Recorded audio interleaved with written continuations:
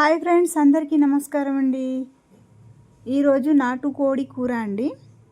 అయితే ముందుగా 2 ఉల్లిగడ్డలు మీడియం సైజ్ తీసుకొని ఈ విధంగా సన్నగా తరుక్కోవాలండి.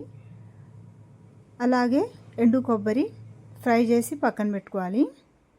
దాన్ని మెత్తగా పేస్ట్ చేసుకోవాలి. ఇప్పుడు పొయ్యి మీద గిన్నె పెట్టి వేడి చేసినాక ఆయిల్ పోసుకోవాలండి. ఆయిల్ వేసిన తర్వాత ఉల్లిగడ్డల్ని ఈ విధంగా నూనెలో ఫ్రై చేసుకోవాలి.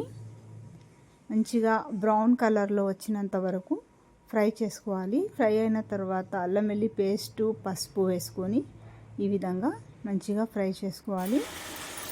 తర్వాత వచ్చేసి నాటుకోడి మాంసం ముక్కలు చేసుకున్నవి వేసేసుకొని కారం రుచికి తగ్గ మనకి స్పైసీ ఎంత అవసరం ఉంటుందో అలాగే ఎక్కువ స్పైసీ తింటే ఎక్కువ వేసుకోవచ్చు.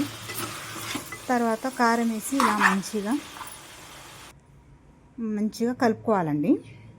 ఈ విధంగా ఉప్పు వేసుకోవాలి. రుచికి సరిపడా ఉప్పు వేసుకొని మంచిగా కలుపుకొని మూత పెట్టాలి. 5 నిమిషాలు మంచిగా కూర మగ్గనియాలి. మళ్ళీ వచ్చేసి 5 నిమిషాలకు ఒకసారి ఇలా మంచిగా కలుపుకుంటూ కూర మస్తు టేస్ట్ వస్తుందంటే అసలు కూర అంటే ఎలా వండాలంటే ఇలా వండాలి. అయితే 5 నిమిషాలకు ఒకసారి 10 నిమిషాలకు ఒకసారి మంచిగా కూర ఇట్లా కలుపుకుంటూ మంచిగా కలుపుతూ మంచిగా వండుతుంటే టేస్ట్ అనేది చాలా బాగా వస్తుంది. ముక్కలు కూడా మంచిగా ఉడకాలి కదండి, నూనెలో మంచిగా ఫ్రై అవ్వాలి.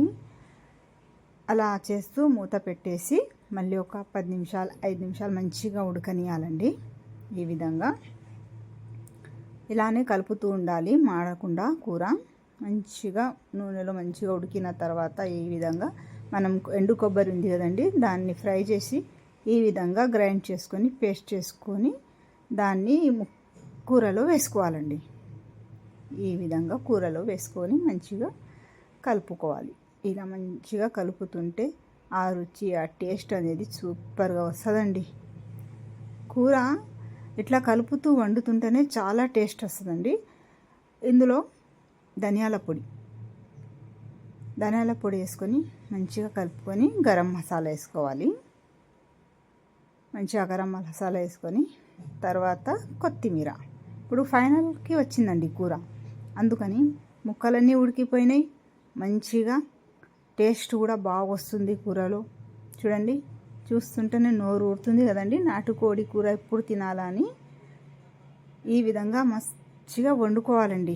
ఇలా మీరు కూడా ట్రై చేయండి. ఇప్పుడు కొత్తిమీర అంతా వేసుకున్నాక మంచిగా ఫ్రై చేసినాక ఇప్పుడు 1 గ్లాస్ వాటర్ పోసుకోవాలండి. అందులో వాటర్ పోసిన తర్వాత మంచిగా కలియపెట్టి మంచిగా ఉడకనియాలి. కూరని ఈ విధంగా ఉడకనియాలి మంచిగా. చూడండి, ఫైనల్గా ఉడికిపోయిందండి. నాటుకోడి కూర రెడీ.